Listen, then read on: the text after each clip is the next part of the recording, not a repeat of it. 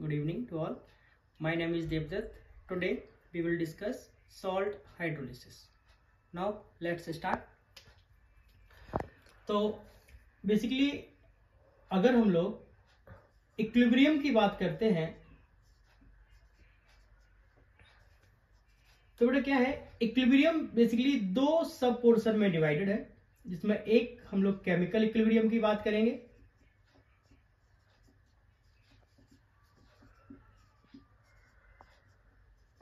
और दूसरा हम लोग आयनिक इक्विलिब्रियम की बात करेंगे।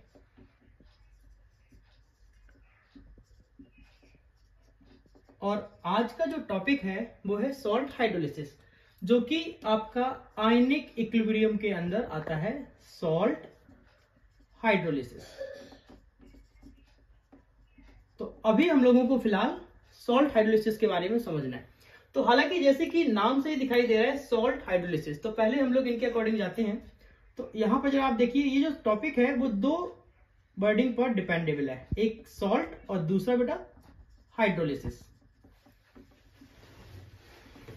तो सबसे पहले हम लोगों को यह समझना होगा कि what is means of hydrolysis. तो हाइड्रोलिसिस का सिंपल सा मतलब है interaction of cation and anion, ठीक है, विथ H2O। जब भी कभी भी कोई भी सॉल्ट अपने आयंस में डिस्ट्रीब्यूट होता है और हम उसको वाटर के साथ रिजोल्व करते हैं, तो उस कंडीशंस को हम लोग जो है सॉल्ट हाइड्रोलिसिस कहते हैं। तो simply we will write what is means of salt hydrolysis. Hydrolysis means interaction of cation और anion with H2O to produce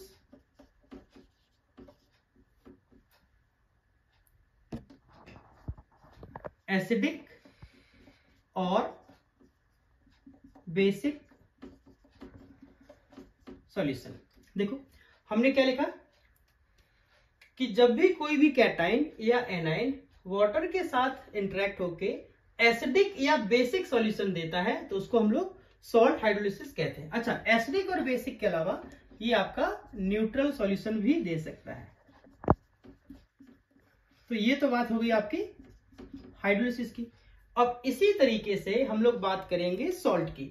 तो बेटा सॉल्ट क्या होता है हम सभी लोग जानते हैं, है ना। जब कोई भी एक एसिड जब किसी बेस के साथ ऐड होता है तो उस कंडीशन पर हम लोगों को सॉल्ट प्लस वाटर रिसीव होता है। तो हमें जो है इसी सॉल्ट का हाइड्रोलिसिस समझना है कि जब कोई भी सॉल्ट अपने कैटायन और एनायन में डिस्ट्रीब्यूट होगा और वाटर के साथ जब रिएक्ट करेगा तो उस कंडीशन पर वो किस तरीके के नेचर के सॉल्यूशंस को प्रिपेयर करता है, हम लोगों को ये बात समझनी है।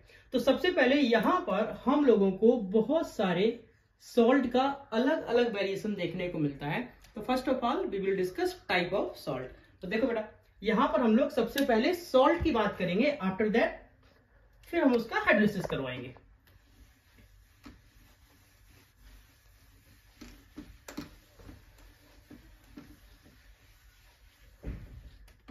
देखिए सबसे पहले मैं सॉल्ट की बात करूंगा। तो यहां पर बेटा सॉल्ट की अलग अलग कैटेगरी है, हमें पहले सारे कैटेगरी को डिफाइन करना है, उसके बाद फिर हम लोग किसी एक सॉल्ट का हाइड्रोलिसिस करेंगे। तो फर्स्ट ऑफ ऑल हमने लिखा strong acid plus strong base. जब कोई भी एक स्ट्रॉन्ग एसिड स्ट्रॉन्ग बेस के साथ ऐड होता है तो वहां पर एक सॉल्ट बनता है जिसका अपना नेचर क्या होगा, न्यूट्रल नेचर होगा, है ना। नेक्स्ट हम बात करेंगे वीक एसिड की। जब कोई एक वीक एसिड वीक बेस के साथ ज्वाइन होता है, या सॉरी वीक एसिड और स्ट्रॉन्ग एसिड एक कैटेगरी लेके चलेंगे,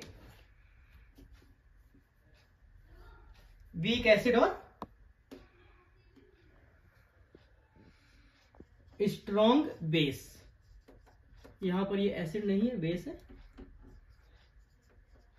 सिमिलरली नेक्स्ट स्ट्रॉन्ग एसिड और वीक बेस, और नेक्स्ट बेटा वीक एसिड और फिर आपका वीक बेस। तो ये सभी कंपाउंड्स जब आपस में कंबाइन होते हैं तो जो सॉल्यूशन बनता है हमें उस सॉल्यूशंस का हाइड्रोलिसिस करना है। एग्जैक्टली सबसे पहला हम लोग पहले वाला देखते हैं। सबसे पहला मैंने एग्जांपल लिया बेटा strong acid plus strong base. जब कभी भी कोई भी स्ट्रॉन्ग एसिड स्ट्रॉन्ग बेस के साथ कंबाइंड होता है तो सॉल्यूशन बनता है ना। देखिए जरा एग्जांपल के तौर पे हमने स्ट्रॉन्ग एसिड में ले लिया HCl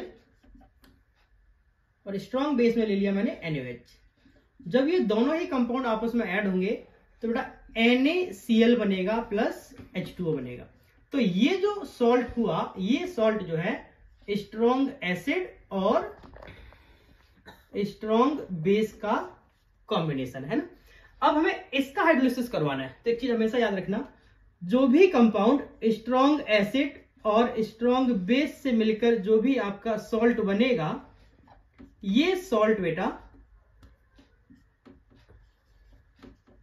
do not show hydrolysis, ये आपके हाइड्रोलिसिस को शो नहीं करता। इन शॉर्ट NaCl का अगर हम हाइड्रोलिसिस करने की कोशिश करेंगे तो ये आपका नो हाइड्रोलिसिस की कैटेगरी में आता है। इसका सिंपल सा मतलब ये हुआ, जो भी सॉल्ट स्ट्रॉन्ग एसिड और स्ट्रॉन्ग बेस से मिलकर बनते हैं उनका हाइड्रोलिसिस नहीं करवा सकते। क्यों नहीं करवा सकते, उसके पीछे का रीजन है। देखिए जरा, सपोज ये जो NaCl है जब ये अपने आयंस में कन्वर्ट होगा तो Na plus plus Cl minus में कन्वर्ट होगा। यही Na plus plus Cl minus water में प्रेजेंट H प्लस और OH माइनस के साथ ऐड हो जाएगा।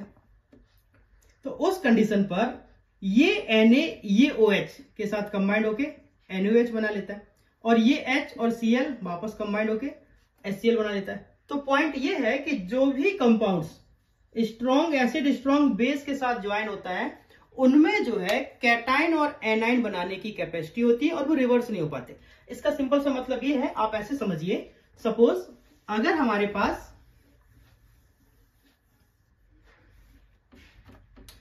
एक Na प्लस और Cl माइनस आपस में कंबाइंड होगा तो फिर वो NaCl बनाएगा। अब इसका जो नेचर है वो नेचर बेटा न्यूट्रल है। न्यूट्रल कैसे? बिकॉज हम लोग NaOH को HCl के साथ ऐड करके NaCl बना रहे हैं। ये आपका स्ट्रॉन्ग बेस है और ये आपका स्ट्रॉन्ग एसिड है। जब कोई भी एक स्ट्रॉन्ग एसिड स्ट्रॉन्ग बेस आपस में कंबाइंड होता है उस कंडीशंस पर वो कंपाउंड्स जो है एक न्यूट्रल कैटेगरी को शो करता है और जब न्यूट्रल कैटेगरी को शो करेगा तो ये कंपाउंड्स जो है वापस अपने आयंस में डिवाइड होना शुरू हो जाते हैं, जिसकी वजह से हम इनका हाइड्रोलिसिस नहीं कर सकते और ये रिवर्सिबल कंडीशंस को शो नहीं करते। ठीक है, तो सिंपली क्या बनेगा, जब कभी भी एक कोई स्ट्रॉन्ग एसिड स्ट्रॉन्ग बेस के साथ ज्वाइन होता है और फिर जो भी सॉल्ट बनता है हम उसका हाइड्रोलिसिस नहीं कर सकते। ये बात आपको याद रखनी है। इट मींस आप यहां पर लिख सकते हैं नो हाइड्रोलिसिस। अब ये कंपाउंड हाइड्रोलिसिस करेगा नहीं, इसका मतलब है इसका सॉल्ट ऑफ हाइड्रोलिसिस पॉसिबल नहीं है, तो अब हमें ये पढ़ना भी नहीं है। ठीक है, लेकिन अब हम लोग किसी दूसरे को कैलकुलेट करके देख लेते हैं। अब हम लोग बात करेंगे वीक एसिड और स्ट्रॉन्ग बेस की। ठीक है बेटा, अब ये देखिए जरा,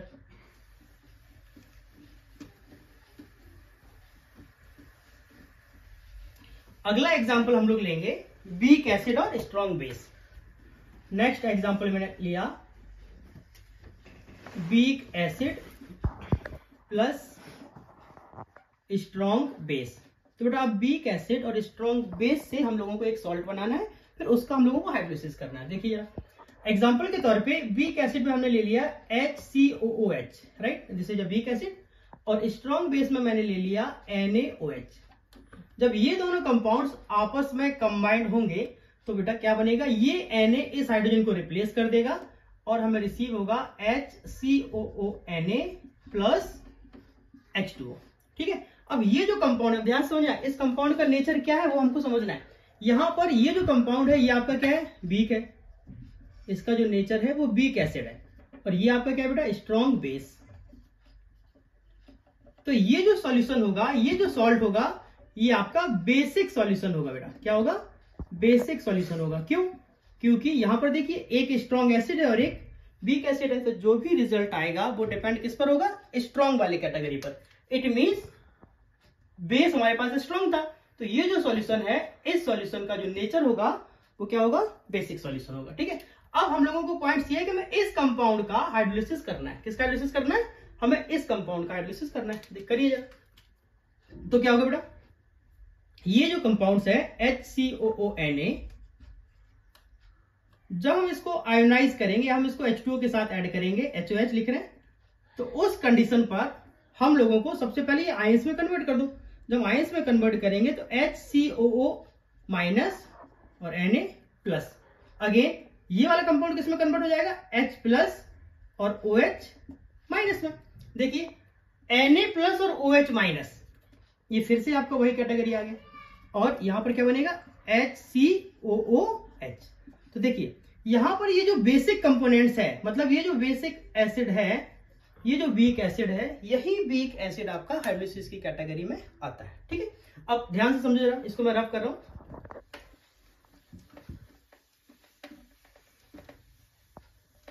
याद रखना, जब कभी भी कोई भी कंपाउंड, जो भी सॉल्ट आपका बनता है, उसमें जो कंपोनेंट वीक कैटेगरी का होता है उसी का हम लोग हाइड्रोलिसिस कर सकते हैं। ठीक है, अब इसका सिंपल सा मतलब ये है कि वीक एसिड क्या था बेटा, वीक एसिड HCOOH था, जो कि इसका सॉल्ट था HCOONA। हमने इसको आयंस में कन्वर्ट किया, HCO minus plus Na plus. इसका मतलब है ये कंपोनेंट्स आपका हाइड्रोलिसिस को शो करेगा, विल शो हाइड्रोलिसिस। और जो Na प्लस है ये आपका हाइड्रोलिसिस को शो नहीं करेगा। तो हमें इस कंपोनेंट का हाइड्रोलिसिस करना है। क्यों करना है, क्योंकि हमने आपको बताया था हम लोग सॉल्ट हाइड्रोलिसिस पढ़ने वाले हैं, और सॉल्ट हाइड्रोलिसिस में जो वीक एसिड होगा या जो वीक बेस होगा, हम उसी कंपोनेंट का हाइड्रोलिसिस कर सकते हैं। ठीक है, करिए। HCOO माइनस का अब हम लोगों ने बेटा हाइड्रोलिसिस करना है, मतलब इन प्रेजेंस ऑफ H2O। तो क्या बनेगा, यहां पर आ जाएगा HCOOH प्लस OH माइनस। ठीक है, तो अब इस कंडीशन पर ये एक रिवर्सिबल कंडीशन को शो करेगा, हमें इसका हाइड्रोलिसिस समझना है। तो सबसे पहले हम लोग यहां पर एट इक्विलिब्रियम अप्लाई कर देंगे। ठीक है, जब हम इक्विलिब्रियम अप्लाई करेंगे तो यहां पर आएगा K equal to concentration of HCOOH concentration of OH minus divided by concentration of HCOO minus और कंसंट्रेशन ऑफ H2O। इस H2O को हम लोग यहां अप्लाई कर देंगे, तो K into concentration of H2। अच्छा, H2O तो न्यूट्रल होता है, उसका कंसंट्रेशन भी कांस्टेंट है, सो दैट हम लोग इतना लिखेंगे। यहां पर क्या है बेटा, HCOOH concentration of OH minus divided by concentration of HCOO minus. ठीक है, तो इन दोनों का जो मल्टीपल है दैट इज कॉल्ड KH, इसको हम लोग KH लिखेंगे। इसका नाम होगा हाइड्रोलिसिस कांस्टेंट, हाइड्रोलिसिस कांस्टेंट। ठीक है बेटा, तो hydrolysis constant KH equal to क्या आ गया, HCOOH OH minus divided by HCOO minus concentration phase में। तो ये आपका KH का वैल्यू आया। अब पॉइंट्स क्या है, हम लोगों को सॉल्ट हाइड्रोलिसिस में जब हमने एक वीक सॉल्ट का हाइड्रोलिसिस किया तो हमें OH माइनस रिसीव हुआ। क्या रिसीव हुआ बेटा, OH माइनस। सॉल्ट हाइड्रोलिसिस के द्वारा हम लोग किसी भी सॉल्यूशन में प्रेजेंट कंपोनेंट्स का pH निकाल सकते हैं, डिग्री ऑफ हाइड्रोलिसिस निकाल सकते हैं। अच्छा, डिग्री ऑफ हाइड्रोलिसिस क्या है, जैसे डिग्री ऑफ डिसोसिएशन होता है, सिमिलरली डिग्री ऑफ हाइड्रोलिसिस होता है। अभी हम लोग आगे ये बात समझेंगे।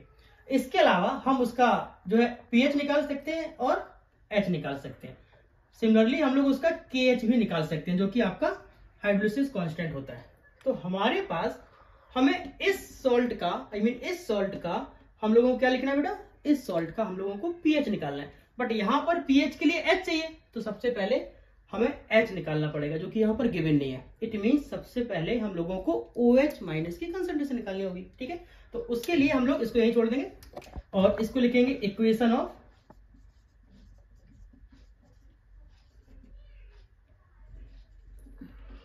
Anionic hydrolysis. ठीक है बेटा, इसको हम लोग यहीं छोड़ देते हैं। अब इसके अलावा अब हम लोग इस एसिड का कांस्टेंट निकालेंगे। इसको मैंने केस फर्स्ट मान लिया। दूसरे स्टेप में हमने HCOOH लिया और इसको हम लोगों ने HCOO minus plus H plus निकाला। तो यहां पर बेटा हमें H प्लस मिल जाएगा। ठीक है, क्या करना है अब हमने एग्जैक्टली ये क्या है, ये आपका वीक एसिड है। तो जब हम इसमें इक्विलिब्रियम अप्लाई करेंगे एट इक्विलिब्रियम, तो इसका जो इक्विलिब्रियम कांस्टेंट होगा वो क्या होगा बेटा, Ka इक्वल टू क्या बनेगा, concentration of HCOO minus concentration of H plus divided by concentration of HCOOH। इतना लिख लेंगे। ठीक है, अब यहां पर Ka और KH को आपस में अगर आप कंपेयर करिए, इसको मान लीजिए इक्वेशन नंबर फर्स्ट, इसको मान लीजिए बेटा इक्वेशन नंबर सेकेंड, इन दोनों को अगर कंपेयर कीजिए तो इसमें बहुत सारी चीजें कॉमन है।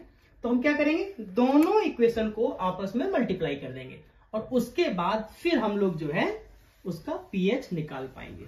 देखिए जरा,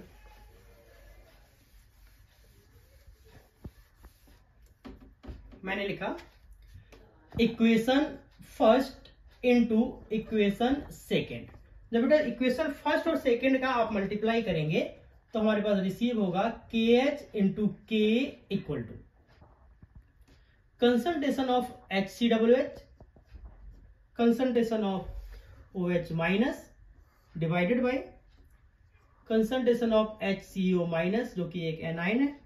again here also concentration of HCOO minus concentration of H plus divided by concentration of HCOOH। देखिए बेटा यहां पर ये कैंसिल आउट हो गया इसके साथ और ये कैंसिल आउट हो गया इसके साथ। तो अब हमारे पास बचा क्या, यहां पर आ गया KH into K equal to यहां पर आएगा OH माइनस और H प्लस। अब ये OH माइनस और H प्लस हम लोग जानते हैं कि ये जो वैल्यू है KW के बराबर होता है। KW इक्वल टू क्या होता है बेटा, कंसंट्रेशन ऑफ H प्लस और कंसंट्रेशन ऑफ OH माइनस। तो यहां पर अब हमारे पास KH into K equal to क्या बन जाएगा बेटा, KW बन जाएगा। क्या बन जाएगा, KW। अगर हमें यहां पर KH निकालना है तो क्या होगा, KH equal to KW upon K। यहां पर ये सारी चीजें आपको ध्यान में रखनी है। अगर हम यहां पर बात करते हैं हेयर KH इक्वल टू बेटा क्या होगा, हाइड्रोलिसिस कांस्टेंट। ठीक है, नेक्स्ट K आपका क्या होगा, एसिडिक कांस्टेंट। और KW बेटा क्या होगा, KW product of water constant. ठीक है, अब चूंकि हम लोग सॉल्ट हाइड्रोलिसिस के द्वारा जो भी हमें सॉल्यूशन रिसीव हो रहा है हम उसका क्या निकाल रहे हैं, पीएच निकाल रहे हैं। तो पीएच इक्वल टू क्या होता है हमें वो भी समझना है। हमने बताया था शुरुआत में पीएच इक्वल टू बेटा एक फॉर्मूला होता है माइनस के लॉग H प्लस। अब अगर हमें ये H प्लस मिल जाए तो हम लोग जो है इजिली पीएच निकाल सकते हैं। तो ये H प्लस निकालने के लिए हम लोगों को क्या करना होगा, इस इक्वेशंस को कंसंट्रेशंस में कन्वर्ट करना पड़ेगा, है ना। देखो बेटा सबसे पहले मैं यहां तक ये रख देता हूं, इस नीचे वाले पोर्शंस को रख कर देता हूं। अब हम लोगों को पीएच निकालने के लिए H प्लस चाहिए। तो हम लोग क्या करेंगे बेटा, यहां पर इक्वेशन ऑलरेडी लिखी हुई है। तो हमने मान लिया, ध्यान से समझना, इनिशियल कंडीशन पर इस कंपोनेंट की कंसंट्रेशन C है, आफ्टर दैट इसकी और इसकी 0 है। अब ये तो कांस्टेंट है, इससे तो हमें कुछ लेने देना है नहीं। ठीक है, जब हम एट इक्विलिब्रियम अप्लाई करेंगे तो यहां पर बेटा क्या होगा, C माइनस CH। ठीक है, मतलब हमारे पास जो भी कंपोनेंट्स हैं उसकी कंसंट्रेशन इनिशियल कंडीशन पर C थी, जब उसमें इक्विलिब्रियम अप्लाई करेंगे तो उसकी कंसंट्रेशन में कुछ ना कुछ कमी आ जाएगी और जिसमें इसमें जितनी कमी आएगी उतना ही कंपोनेंट C इंक्रीज होगा। आई मीन अगर इसमें CH का डिक्रीज हुआ तो ये CH क्या हो जाएगा बेटा, इंक्रीज हो जाएगा। ठीक है, हाँ यहां पर आपको याद रखना है हेयर H इक्वल टू क्या होगा बेटा, डिग्री ऑफ हाइड्रोलिसिस। जैसा आप लोगों ने जब ओस्टवाल्ट डाइल्यूशन लॉ पढ़ा होगा तो ओस्टवाल्ट डाइल्यूशन लॉ के अकॉर्डिंग हम लोग अल्फा के बारे में कैलकुलेट करते हैं। और अल्फा क्या होता है बेटा? अल्फा का मतलब होता है डिग्री ऑफ डिसोसिएशन। सिमिलरली यहाँ पर H क्या है? Degree of hydrolysis. मीन्स हम लोग वाटर की बात कर रहे हैं इसलिए, तो यही अल्फा रिप्लेस हो जाएगा आपका, बेसिकली यही अल्फा जो है हाइड्रोजन से H से रिप्लेस हो जाता है, राइट। तो अब हम इसमें इक्विलिब्रियम अप्लाई कर देंगे। अब मैंने लिखा एट इक्विलिब्रियम। अब मैं ये सब क्यों कर रहा हूँ देखो ध्यान से, यहाँ पर OH की कंसंट्रेशन CH है। अगर OH की कंसंट्रेशन CH है, so that you can easily find the concentration of H plus ion, then after H plus ion we will calculate the pH value, so that we will receive a formula with respect to pH and concentration which is given in a question. चलो, तो अभी हम लोगों को equilibrium apply करना है। तो बेटा एट इक्विलिब्रियम क्या होगा? K equal to concentration of HCOOH concentration of OH minus divided by concentration of HCOO minus और कंसंट्रेशन ऑफ H2O। इस H2O को बेटा यहां लिख देंगे तो क्या बनेगा? K into concentration of H2O equal to concentration of HCOOH concentration of OH minus divided by concentration of HCOO minus. ये आ गया है ना बेटा। तो ये आपका क्या हो गया था? इसको हम लोगों ने क्या लिखा था? KH लिखा था। तो ये आपका क्या था? KH। तो अभी बेटा अभी KH इक्वल टू कितना आ गया देख लीजिए। अब यहां पर KH इक्वल टू आ जाएगा, KH equal to HCOOH। HCOOH कहां पर है? ये है। तो HCOOH का कंसंट्रेशन कितना है बेटा? HCOOH का कंसंट्रेशन है CH, लिख दीजिए CH इंटू OH का कंसंट्रेशन कितना है? CH, वो भी लिख दीजिए, डिवाइडेड बाई यहां पर आ जाएगा कंसंट्रेशन ऑफ HCO माइनस। मैं इस स्टेप को यहां पर आगे फर्दर कर रहा हूं। तो इसकी कंसंट्रेशन कितनी है? C minus CH। ठीक है, अब आप क्या करेंगे? CH इंटू CH, यहां पर C कॉमन ले लो तो क्या बनेगा? C1 minus H। ये C कैंसिल हो जाएगा। तो अब बेटा KH इक्वल टू क्या बनेगा? KH इक्वल टू आपका आ गया CH square upon 1 minus H। ठीक है, अब हम लोग जानते हैं, मैं इसको रब कर रहा हूं ऊपर। अच्छा, इस फॉर्मूले की हमें जरूरत पड़ेगी तो मैं यहाँ ये साइड में लिख लेता हूं। KH equal to KW upon K। ये हमारे लिए अभी इसमें इक्वेशन निकालने में हेल्प करेगा। इसको मैं यहां लिख रहा हूं।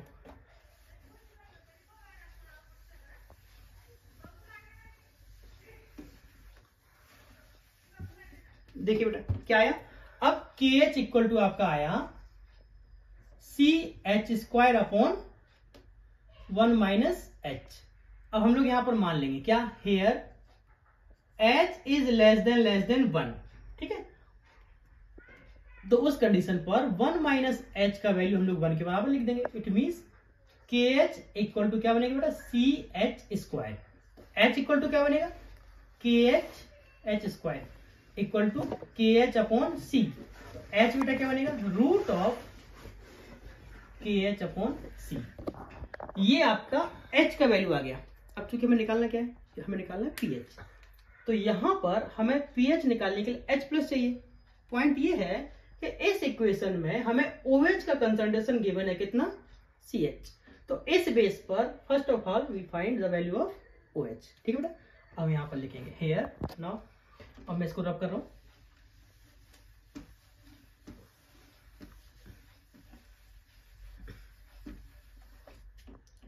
तो यहां पर बेटा क्या हो जाएगा? Now concentration of OH minus equal to क्या हम लोगों ने देखा?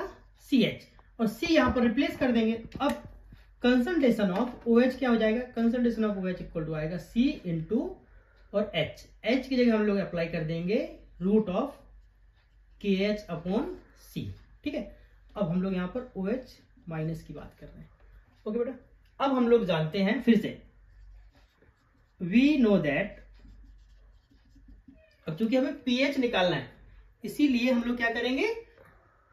ये H प्लस निकालने के लिए हम लोग फॉर्मूला अप्लाई करेंगे जो कि आयनिक प्रोडक्ट ऑफ वाटर का फॉर्मूला है। H प्लस और OH माइनस इक्वल टू क्या होता है बेटा? KW। ये आप लोग जानते ही होंगे। अब एग्जैक्टली हमें H प्लस चाहिए।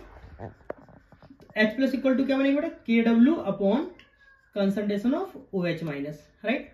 अब कंसंट्रेशन ऑफ OH माइनस यहां से अप्लाई कर देंगे, तो H प्लस इक्वल टू क्या बनेगा, KW upon C into root of KH upon C, right. अब जरा देखिए KH का वैल्यू आपको यहां से KW अपॉन K अप्लाई कर देना है नाउ। और यहां पर लिख देंगे if KH equal to KW upon K, then अब H प्लस कितना आ जाएगा बेटा, अब आपका H प्लस आ जाएगा इक्वल टू KW अपॉन, इस C को अंदर ले लेंगे और KH की वैल्यू डाल देंगे, मतलब यहां पर आएगा C रूट ऑफ KH का वैल्यू आप लिखेंगे KW अपॉन K, ठीक है, इंटू C पहले से था, तो KH की जगह हम लोगों ने ये अप्लाई कर दिया। अब इसको थोड़ा सा सिंप्लीफाई कर लो, तो अब जब आप इसको सिंप्लीफाई करेंगे तो बेटा H प्लस इक्वल टू क्या बनेगा, H plus equal to concentration of H plus equal to, इस C को अंदर लेके जाएंगे, KW को भी अंदर ले लेंगे, ठीक है, या इसको पूरे को ऊपर लेके जाइए। इट मीन्स आप लिखेंगे KW into root of K into C divided by C into root of KW, ठीक है। अब सभी को रूट के अंदर लेके आइए, तो अब क्या बनेगा बेटा, H प्लस इक्वल टू यहां पर आएगा रूट ऑफ KW को अंदर लेके जाएंगे तो KW का स्क्वायर इंटू K पहले से था इंटू C पहले से था, और यहां पर आ जाएगा divided by root of C को अंदर लेके जाएंगे C square into KW, simplify करेंगे तो H प्लस इक्वल टू आप लिखेंगे root of KW square into K into C divided by C square into KW। क्या होगा बेटा, इस C से ये C कैंसिल हो जाएगा, ठीक है, और KW से ये KW कैंसिल हो जाएगा, तो अब आपका H प्लस इक्वल टू आ गया root of KW into K upon C, ये आपका H प्लस आ गया। अब हम लोग इजिली इसका pH निकाल देंगे, ठीक है, देखिए जरा कैसे निकालना, इसको रब कर रहा हूं। अच्छा, H प्लस की आपको जरूरत पड़ेगी तो मैं इसको ऐसे लिख रहा हूं,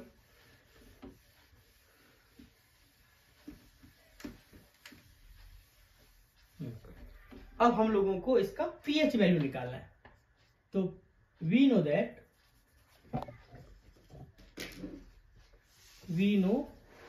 दैट pH इक्वल होता है माइनस के लॉग H प्लस, तो माइनस लॉग, और H प्लस का वैल्यू एक है यहां से आ गया, तो लिख दीजिए आप root of KW into K upon C।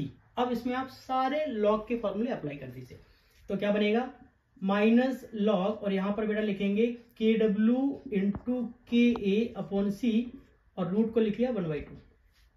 अब हम सभी लोग जानते हैं कि, इसको रब कर रहा हूं, हम सभी लोग जानते हैं लॉग m की पावर n में n log m होता है ना, तो यहां पर ये 1/2 जो है वो पहले आ जाएगा, it means minus half of log KW into K upon C, ये आपका आ गया। इसी तरीके से अब आप क्या करेंगे, लॉग m अपॉन n को अप्लाई कर दो, तो माइनस हाफ ऑफ, क्या लिखेंगे, लॉग KW इंटू K लिखा था, और m अपॉन n क्या होता है, लॉग m अपॉन n का मतलब है log m minus log n, तो क्या लिखोगे माइनस लॉग C। इसको फिर से लॉग m इंटू n का फॉर्मूला अप्लाई कर दो, तो माइनस हाफ ऑफ, यहां पर आ जाएगा बेटा log KW plus log K minus log C, ठीक है।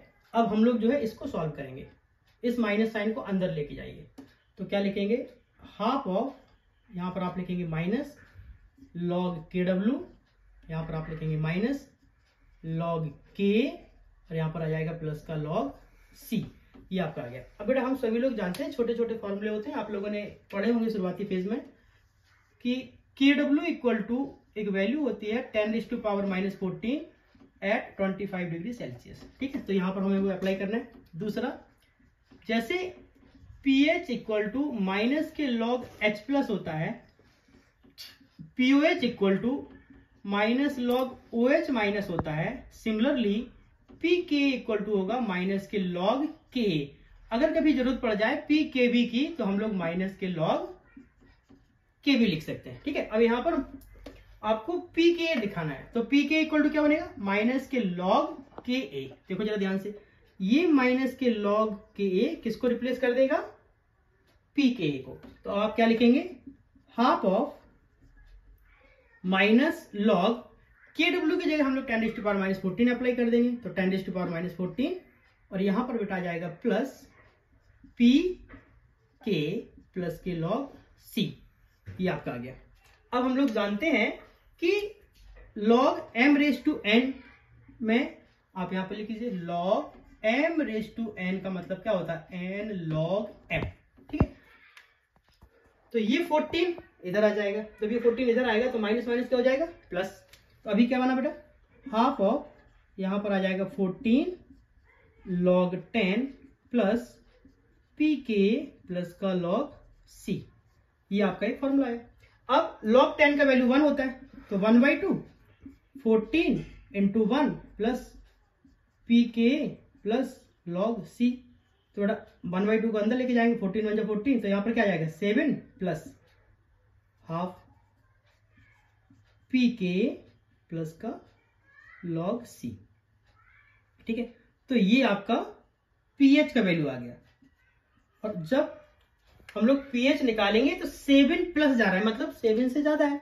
अब आपको याद होगा हमने आपको बताया था कि अगर हम लोग वीक एसिड, जो कि हम लोग एग्जांपल लेके चल रहे थे, वीक एसिड और स्ट्रॉन्ग बेस को जब कंबाइन करेंगे तो जो भी सॉल्यूशन होगा या जो भी सॉल्ट होगा, वो सॉल्ट का जो नेचर होगा वो बेटा क्या होगा, बेसिक नेचर होगा। और बेसिक नेचर में जो pH का वैल्यू है वो ग्रेटर देन 7 है। और यहां पर हमारे पास जो फॉर्मूला आया वो भी क्या हुआ, pH equal to 7 plus, 7 plus मतलब 7 से ज्यादा। इट मींस जो भी सॉल्यूशन होगा उसका pH 7 से ज्यादा होगा। अगर उसका pH 7 से ज्यादा है तो हम लोग जो है कह सकते हैं वो कंपाउंड बेसिक है। और बाकी एग्जैक्ट pH वैल्यू क्या होगी, वो pK और कंसंट्रेशन की वैल्यू के ऊपर डिपेंड करता है। तो यहां पर हम लोग जो है सॉल्ट हाइड्रोलिसिस का पहला टाइप पढ़ रहे थे, है ना। अब सॉल्ट हाइड्रोलिसिस में हम लोगों ने अभी पहला टाइप देखा, क्या क्या देखा बेटा, देख लीजिए। आपको 2-3 बातें याद रखनी है। क्या, सबसे पहली कैटेगरी मैंने आपकी हाइड्रोलिसिस की क्या बताई कि जब कोई एक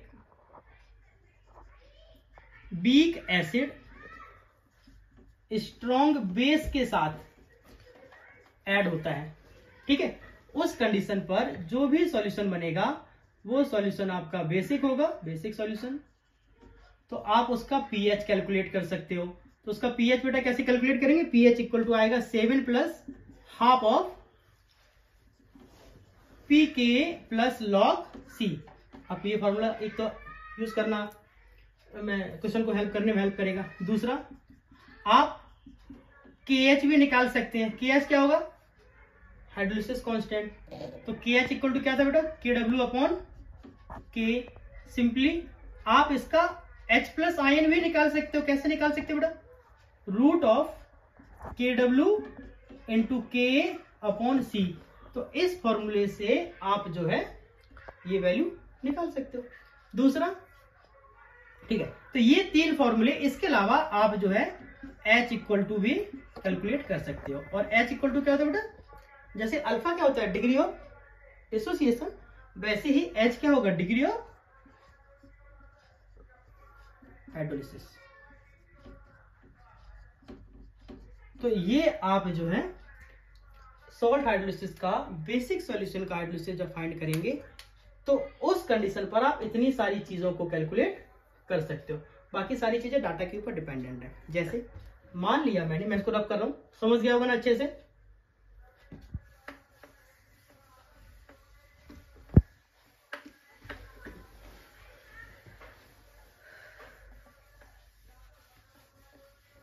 हमारे पास मान लेते हैं कोई एक सॉल्यूशन है, मान लो सपोज इस तरीके का क्वेश्चन होगा, पर्टिकुलर लैंग्वेज लिखी होगी, मैं सिंपली आपको एक सॉल्यूशन करके दिखा देता हूं। सपोज कोई एक सॉल्यूशन है, उसका pH निकालना है, ठीक है बेटा। जब उसका हमें pH निकालना होगा, वहां पर मान लिया कि सॉल्यूशन है उसकी कंसंट्रेशन 0.1 मोलर दी है। मोलर मतलब मोल पर लीटर। तो अब हमें पीके का वैल्यू गिवन होगा, पीके का वैल्यू गिवन होगा या फिर के का वैल्यू गिवन होगा, सो दैट आप अप्लाई कर सकते हैं। मैंने ये जस्ट मान के लिया, तो अब हम लोग जानते हैं, सिंपली रख देंगे वी नो दैट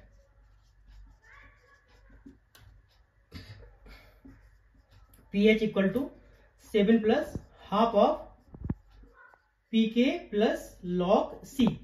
अप्लाई कर दो, 7 प्लस हाफ ऑफ pk का वैल्यू कितना बेटा 4.74 प्लस log, यहां पर आएगा 0.1, पॉइंट हटाएंगे यहाँ 0 लेके आएंगे, it means 7 plus half of 4.74 plus यहाँ पर आएगा log 10 रेज़ टू पावर, ऊपर जाएगा तो 10 रेज़ टू पावर -1, तो 7 प्लस हाफ ऑफ इधर आ जाएगा बेटा पहले, तो 4.74 माइनस का 1, बिकॉज ऑफ log 10 का वैल्यू 1 होता है। तो यहाँ पर कितना आएगा बेटा 7 प्लस हाफ ऑफ, यहाँ पर आपका आ जाएगा 3.74, कैलकुलेट करिए, 2 वन 2, 2 वन 2, 2 8 जा 16 और 2 7 जा 14, तो 7 प्लस 1.87, तो कितना आएगा बेटा 8.87। मतलब आपका जो pH आया, ये जो भी सॉल्यूशन होगा, गिवन सॉल्यूशन का डाटा है, गिवन दैट, ठीक है, तो जो भी सॉल्यूशन होगा उसका pH 0.87 है, इट मींस क्या होगा बेटा नेचर में क्या आ जाएगा बेसिक सॉल्यूशन, और बाकी कंसंट्रेशन KH K ये सारी वैल्यू दी होंगी, तो आप जो है इनमें से कोई भी पॉइंट्स निकाल सकते हो, ठीक है। जैसे अभी हम लोगों ने वीक एसिड और स्ट्रॉन्ग बेस को कंबाइन करके बेसिक सॉल्यूशन बनाया, सेम केस जब आप जो है कैटेगरी चेंज करेंगे तो ये कंपाउंड्स अब आपका